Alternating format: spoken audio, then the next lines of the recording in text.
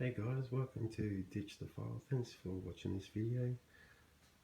In the first year of owning the chainsaw, I ended up using it to such a point where the chain had stretched, like this, and where it's just sagging underneath the bar there, and the chain tensioner is at its full maximum position as well. So I'll show you that as well. I've just got to take that guide off, and there you can see here it's at its maximum position. It cannot move any more forward to keep the chain tight. And in this situation, what you got to do is basically discard the chain. Just throw it in the rubbish bin and put a brand new one on. Unfortunately, I made the error, a costly mistake, where I ended up having to I ended up taking it to a repair place where they service and repair garden equipment, two-stroke motors and whatnot like that.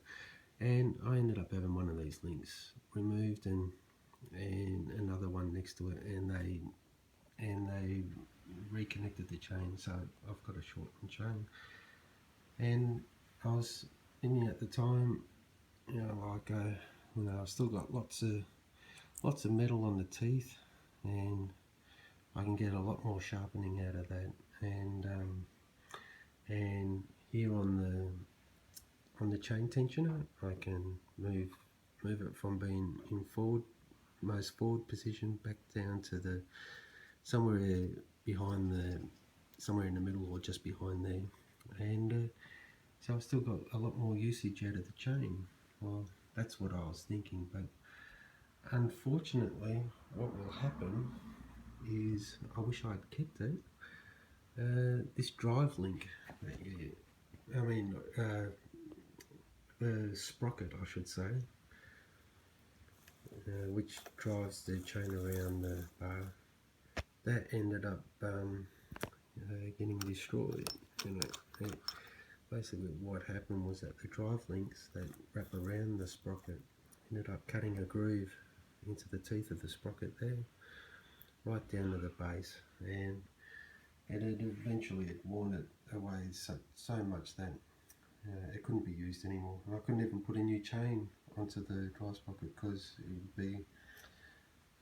it wouldn't wrap around properly, and the brand new chain would be loose on the bar as well. And then if it moved outside the groove that had been made, it would basically be so tight on the bar that the motor wouldn't even move the chain around the bar. So, and the other thing that happened was, there's a sprocket that sits at the tip of the bar, and it had seized as well, so I'll just sort of take this off to show you the little sprocket.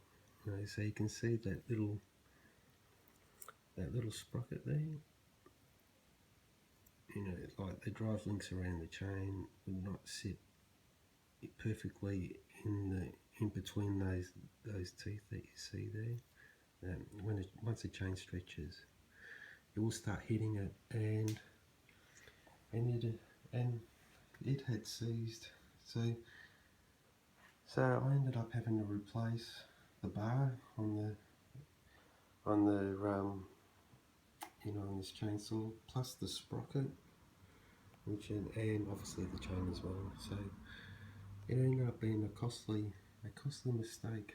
I thought initially I'd save a few dollars because the repair guy at the repair shop only charged me what, maybe five bucks or something like that. Plus he sharpened the chain as well. So what ended up being a minor saving initially ended up being a costly one, and I'm hoping that this video has been of help to you guys that have sort of been thinking on the same path. you know that, yeah, what happens when a chain is shortened. Anyway, hopefully you enjoyed this video. Bye bye.